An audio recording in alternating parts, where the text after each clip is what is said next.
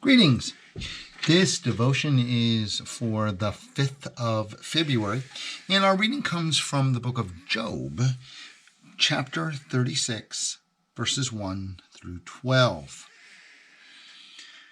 Elihu continued and said, "Bear with me a little, and I will show you, for I have yet something to say on God's behalf.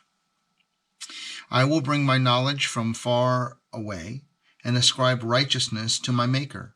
For truly my words are not false. One who is perfect in knowledge is with you. Surely God is mighty and does not despise any. He is mighty in strength and understanding. He does not keep the wicked alive. He gives the afflicted their right. He does not withdraw his eyes from the righteous, but with the kings on the throne he sets them forever, and they are exalted. And if they are bound in fetters and caught in cords of affliction, then he declares to them their work and their transgressions, that they are behaving arrogantly. He opens their ears to instruction and commands that they return from iniquity. If they listen and serve him, they complete their days in prosperity, and in their years in pleasantness. But if they do not listen, they shall perish by the sword and die without knowledge." Okay. This story of Job is worth our time.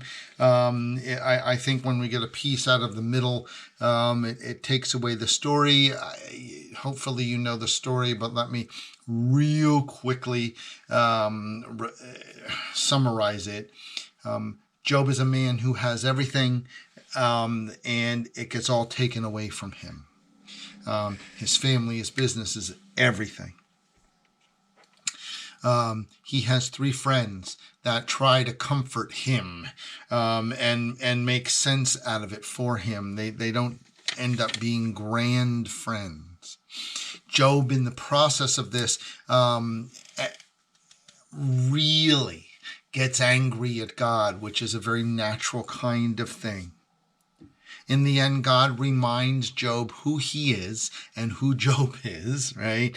And then things are restored to Job in a million, 100-fold.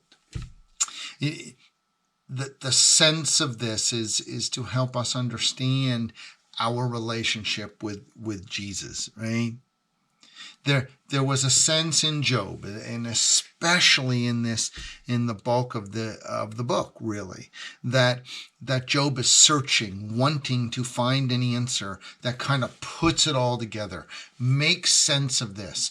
In my mind, I need, why does this happen? Why does this happen? And we hear this has to be a plan and all these kinds of things. It needs to make sense. In the middle of Job's loss, he had his friends, as I just said, right? And they tried to make sense with Job. By their perspectives, it doesn't end up being very helpful. The thing is, the bottom line is, when it comes to things of God, it is more so about coming to faith, coming to trust and believe, and not trying to make sense, logically kind of lay it out so we can fully and completely understand it. It doesn't work that way. It never will, not with God. God, we are in a relationship with God, and God's knowledge and vision and capabilities are so far beyond us that it's really beyond our understanding.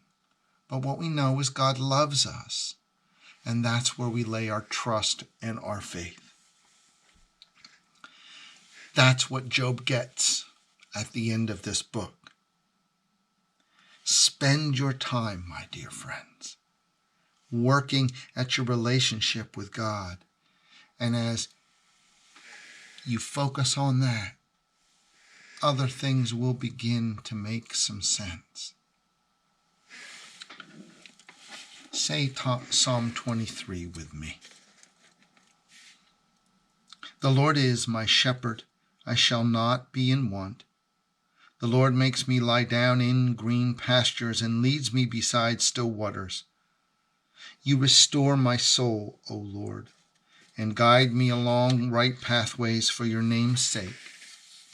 Though I walk through the valley of the shadow of death, I shall fear no evil, for you are with me.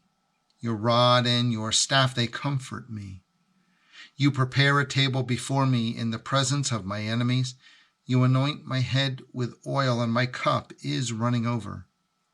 Surely goodness and mercy shall follow me all the days of my life, and I will dwell in the house of the Lord forever.